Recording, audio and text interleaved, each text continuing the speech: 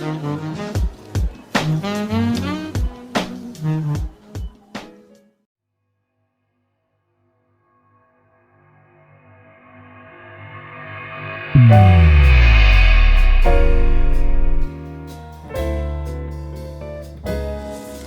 and welcome to the Matt and Phreds Speakeasy podcast. My name is Claire Turner and I run our little family business with my sister, our parents and the wonderful Matt and Phreds team, two of whom are running the podcast show. David Smith Jr. and Ed Gallyot will be chatting to some of the wonderful musicians who play at the club here in Manchester. They'll be discussing musical inspirations, songwriting techniques and hearing a little bit about what makes each of the musicians tick. If you can, please visit the Matt and Phreds website at mattandphreds.com. Phreds is spelt with a PH, and check out our online shop. There's loads of goodies to buy, of which money will go towards helping musicians who have lost all of their gigging income during this COVID-19 lockdown. So, without further ado, over to you, David and Ed. Enjoy the show.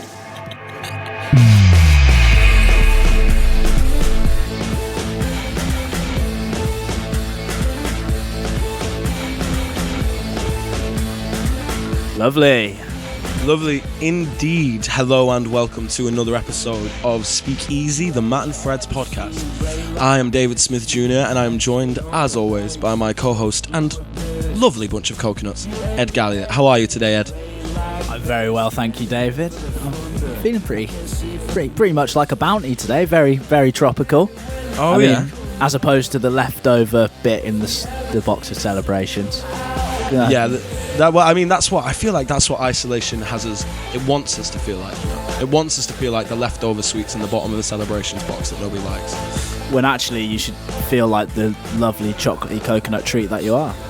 Exactly. And speaking of lovely coconutty treats, who have we got on the show today?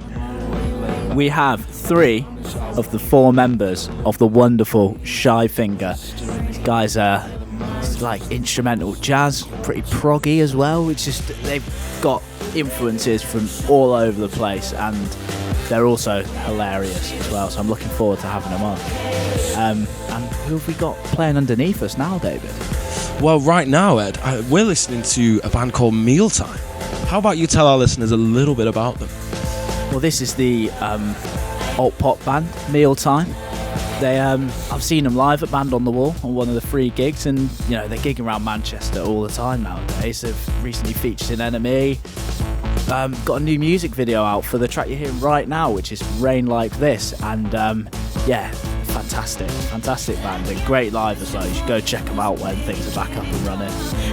That is something for you to look forward to, I suspect. Oh yes, indeed. And shall we? Well, you say it, man. Oh, thanks. I think we should let this one play out.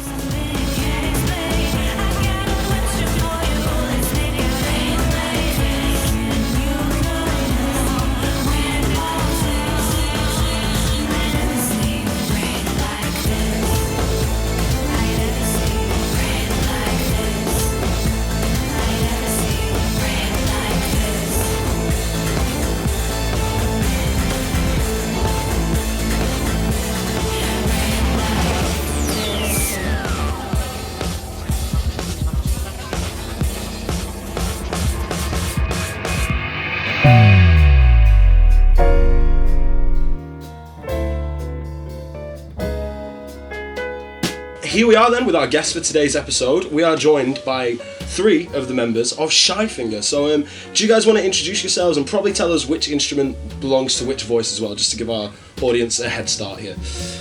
Are we going to go alphabetical? All right, I'm doing it now.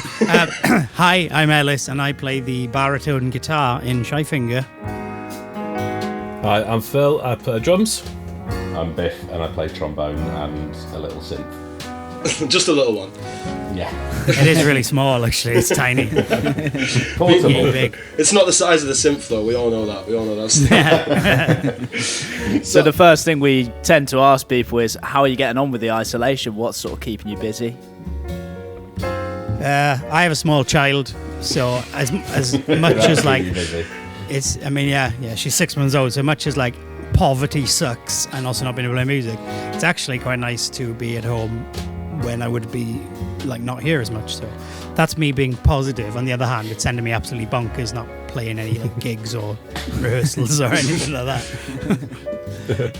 You say you've got a small child. How many synths would you say that is, like in terms of size? She's bigger than Biff's synth. Oh, wow. She's like a small synth. She's about a synth and a half. Maybe even 2. Maybe. She is growing very fast. What about the rest of you guys? Is there anything interesting going on? Not really. I'm spending most of my time trying to figure out how to run music workshops online, which is just as boring as it sounds. That's good. It's making for good podcasting. Thank you for that. I can still go down the studio that I run in Swinton, so that is pretty much keeping me sane. Nice. So, do you guys want to give us a quick introduction into the first tune then, please? I think this is Phil's domain. Phil, tell us about Dolesh Pal. It's a tune that I wrote a bit ago. I think that's the best introduction we've had so far. You can tell Ellis does the intros live. Sorry, go on, Phil. What were you going to say? I didn't know whether you were going to go into the usual spiel of absolute nonsense you do, maybe the lies you make up. Well, I thought I'll explain that on stage. Obviously, we kind of try and have a bit of a story because there are no words to any of the tunes. So, but this is often we treat this. I try and convince the audience that they should know who we're talking about, but this person doesn't exist. You say like, "Oh, hey everyone! Right, so next up, we're working on this tune. We've got this tune together, and it's a bit of a medley. I'm sure you'll all know. You guys are all, you've been a WOMAD. You've read Songlines magazine. You'll know all about this guy. He's huge in his part of the world. He's so famous. You guys, honestly, and like he's like in his hometown, they built like a 60-foot statue out of gold, and you'll know his tunes. And maybe you watch the odd Eastern European cinematic, independent cinema film, and you do this kind of thing about this tune Dolesh Pal, which we tell people is a medley of themes and tunes of this guy Dolesh Pal. Dolesh Pal is not that. It's Phil's tune. He wrote it. That's why it's all complicated and has different time signatures in it. And it's Polish Dal because it was. Yeah. Well, you can explain. It's like Eastern European and something else. It's a bit klezmer and it's a bit Indian, so I called it Polish Dal.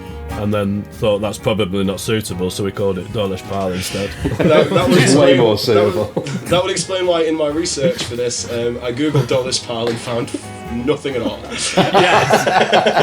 Still got the hipsters in the front row scratching their beards. Oh yeah, I know that. Yeah. I love him. I love his early stuff. Yeah. I think I saw him at Cambridge Folk Festival a couple of years ago.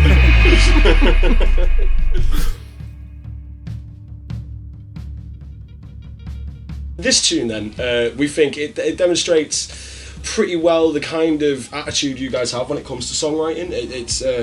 It's got the fusion jazz and like the cinematic feel to it that you guys do, but it's like you've applied it in like a very unexpected way. And when you come and talk about this Eastern European sort of angle and stuff like that. And I guess this question is to you, Phil. Like, where did that come from? Where is that sort of summoned up from? A friend of mine. Well, a friend of a friend used to run a klezmer night in Sheffield, and by accident, I asked him to get me some tunes so I could learn some of this stuff, and he gave me his complete catalogue, which he didn't know he'd done. So I was on tour with myself and Biff were on tour with another artist called Liz Green, and I was just listening to this all the time, and just probably through osmosis it ended just creeping into your brain a little bit. And I woke up one morning and I was just humming this. And as you do, you got some time, I was away, so I thought, write it down. And it just sat on my computer for quite a long time. And then we got Shy Finger on the go, and I thought, you know what? These guys are going to make good use of this complete nonsense that I wrote down years ago. So that's how it started, really. Fair enough. Learning it was loads of fun. It was so much fun. No, that's not. It doesn't go like that. This is the bar of 5. And then, oh God, okay. Oh God, okay. This is it's great though. It's one of our. It's. I was going to say it's a crowd favourite. They don't know. They think he's a real person. It's a great tune though, and it's a good one. It was a good stretch because it was so out there. And it comes In in a good about way. in about 3 minutes as well, and it's quite short for a Shy Finger tune. Yeah. We just wondered, how do you make the decision of whether it's going to be? Did you ever think about bringing it out or anything, or do you want it just to sort of hit hard in that 3 minutes? Like, where do you make the decision for it to be more concise? I don't know. I've got absolutely no idea. I think this album was all recorded pretty much playing live, and we did like 2 or 3 takes of each tune in the studio and just picked the best one. And I think we had 2 versions of Dolesh Pal, and they were the one that is on the album is 3 minutes 12 seconds or something, and then I think the other version was more like 5 or 6 minutes, and it just felt that like the more concise one worked better. Because we loads of mistakes in the other one as well. Which might have had something to do with life as well. Yeah, there's not a lot of forethought or planning that goes into our songs. Very much of the moment. seat of the pants. That might make some of these questions a bit redundant, but we'll keep going. We'll see how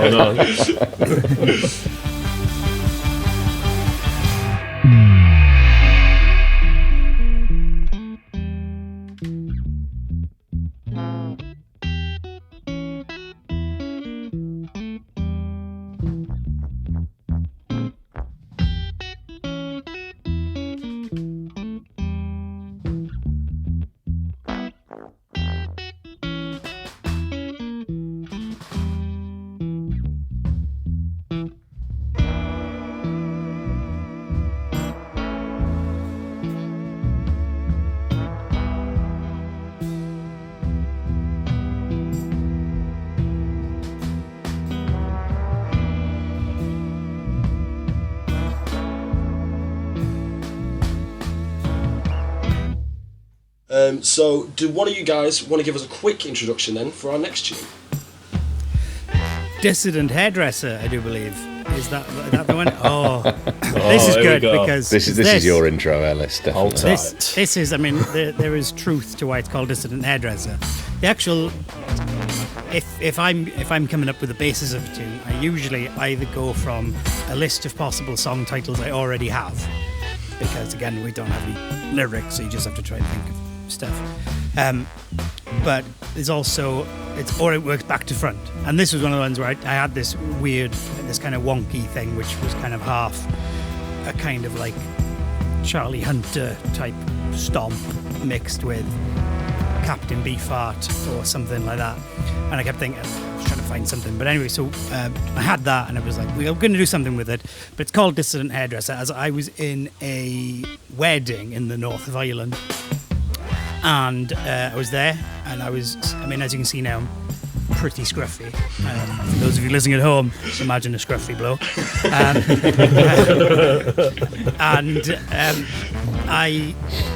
So we're going to this wedding, and my better half was like, you can't go looking like that. Look, I'm going to go get my hair done, and you can. They'll do gents' hair. So I went in. It was lovely. I had a lovely time. A lovely chat with the woman. She was very friendly. I made numerous cups of tea. Obviously, it didn't take me that long to sort this out. But while all the other half was having their hair done properly, I sat there and brewed biscuits. It was a lovely time. Lovely time I had. It was amazing.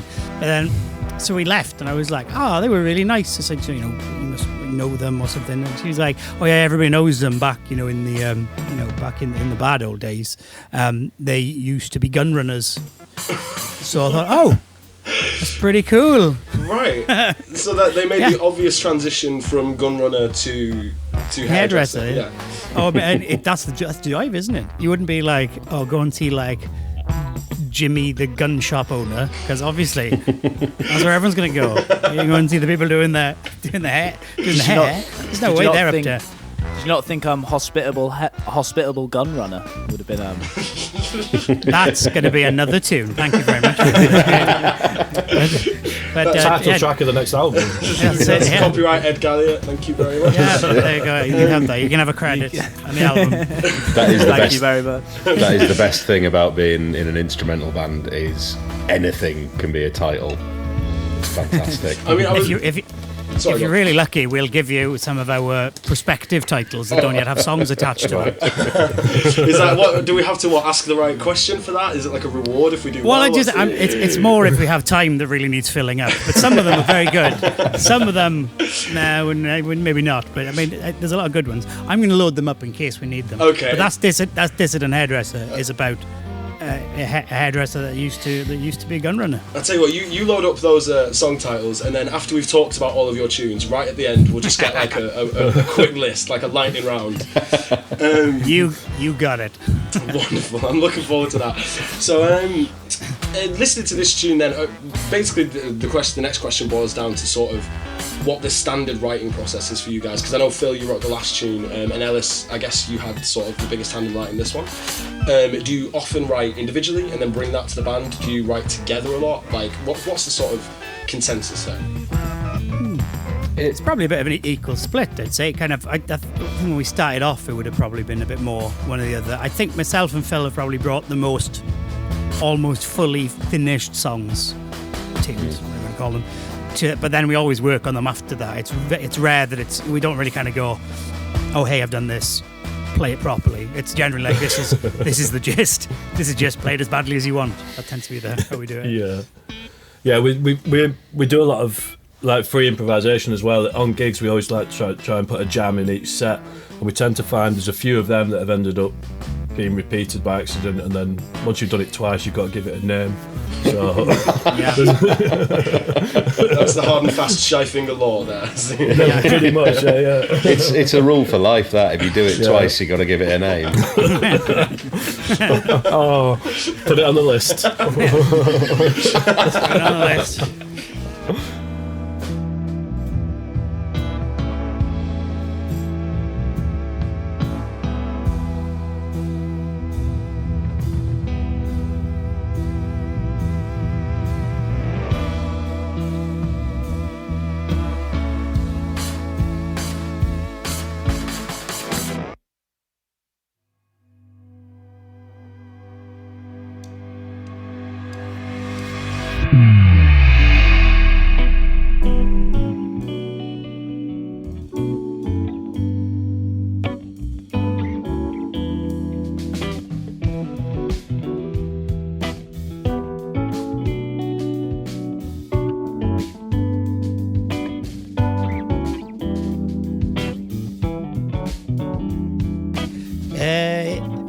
Do you know what? This tune, I think that the tune "Swimming." Can I say naughty words on this? I don't have to. We're trying to keep it as not explicit as possible. All right, then. No, we will go with the PG-13 version.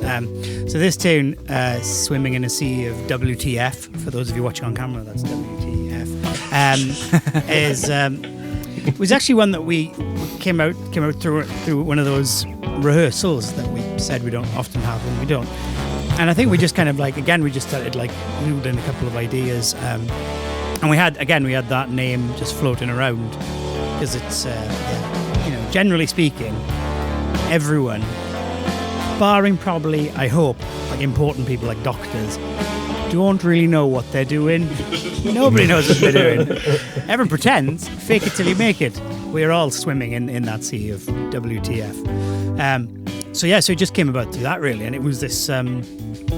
We just had this kind of slightly funky kind of first section that we kind of vamped for a bit, and Fran would do a bit of playing, stick a trombone solo on, Phil would lay in the groove. We were having a great time, and then for some reason we went to a big noisy second section, which was great. And the more we sort of did it, we were like, well, it needs something else. So we borrowed heavily.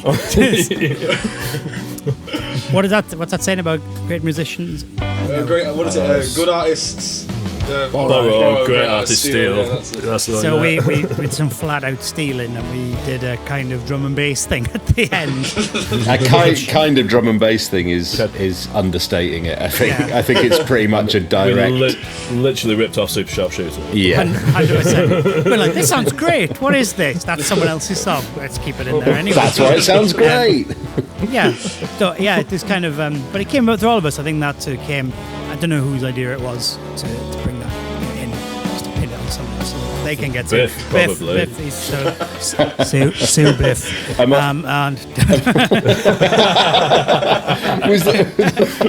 That was a pincer attack. Jesus, guys. and it was for a long time. That was kind of how we'd finish the gigs until we finish it with other things now, and that crops up different places. But it's got a good energy because it kind of goes from this kind of like, it kind of bubbles a little bit, and at the end it goes absolutely bonkers. And if you listen on the recorded version, there's a slowdown. There's a bit of Phil's speech slowdown saying, "We could put loads of sh in there." Which is quite good. and the loads of that you decided to put in was you saying that. Yeah, that's what you get when you just give me free reign with mixing a record. It's like, I'm just going to use what Phil said there as the loads of in that build-up.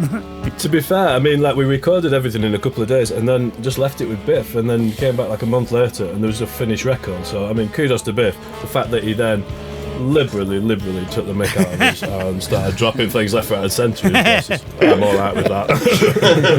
It's in keeping with the rest of our stuff, I'd say. It's in keeping with what we do. I think if it had come back with it being very straight-laced, it'd be pretty boring.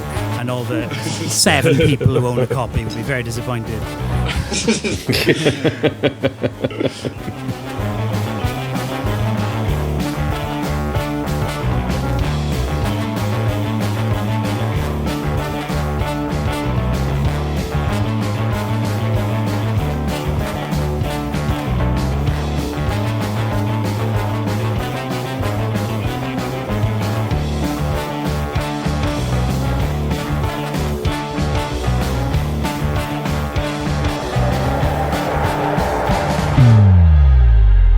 So in that case, it does seem like we're coming towards the end. So how about before we go, have you got any of those unused song titles for as a gift for our You can literally have all of them. Are you ready? I'm just going to check. Actually, some of these now are songs. So if you're listening and you're like a really big fan, you'll be like, "That's actually, I've heard that song. That's a great song." I will leave out. I'll leave out the ones that have swearing in them. Well, that is appreciated, thank you. Unless you want to just do like an initial and everyone can just guess. All right, let's see how we go. Okay, here we go. Chiffonade, my profiteroles. Rectal Algarve. Genocide Prevention and Awareness Club. Boss-eyed Cat. Super Noodle Curry Flavour Popcorn even. Spicy Dementia. Spectrum Haircut. Miami Sex Flat, Mexican Yawn, Who's Looking at Your when you've got that shirt on, Duck Widow, Ali McCoy squint at my dog, She Sees Your D, She Sees Your D, Off His Bim, Up to My Nuts and Guts, I'm colouring in my puffin, and I call Churchill a T-word. That's a very... Time Release Stag Do, that's for Lorraine Edwards. Do I need to wrestle a bee? Nag Champa, yes it does, doesn't it? Oh no. Lefty, there's more. Lefty gets a workout. You can pick out the best ones. Lefty gets a workout. Sexual detective. Reality of the sausage. Colloquial tubes. Japan's going to effing love my vagina. Vladimir dropped the jungle. So wet, so necessary. Schrodicker's cat. Viennetta bathroom. Wait, we're in the last few now. Faith, Hope, and Steve. Tangles and Dicks in the purple helmet situation. Pengover. Matt's Walrus War Theory. This is a good one. Lolford Sands Club. Cheryl Farcature. You do it twice, you have to give it a name. Can I add course one you to can. that I've stolen from some graffiti that I saw a photo of from France, which is Liberté, Égalité, Beyoncé. On the list. Very good. I think we can all live by that.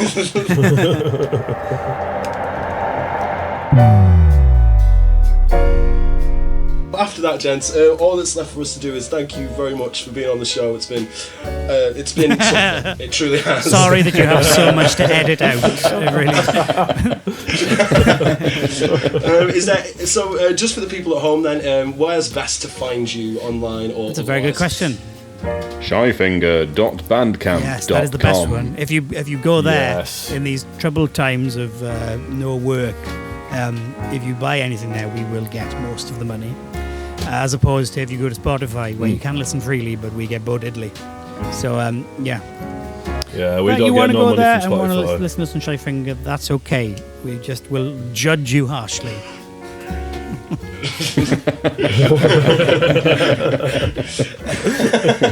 Well, that's a weird energy to end the show on, but thank you very much. Thank you very much, guys, for coming down and talking to us, and hopefully we'll get to see you in real life when all this is over. So, Thank you so much for Thanks having so us, much. guys. Thank you so much. Nice one, guys. Yeah, look after yourselves. Take care. Thank you very much. Lovely. Lovely indeed. You know what, Ed? I don't suspect I've laughed that much since all this nonsense started. That was a very interesting interview, wasn't it? Like my sides were splitting during it. I think they are three of the funniest people we've had on. We've had some very lovely, some very talented, and some very interesting guests. But in terms of out and out hilarity, I think the winner there is Shyfinger.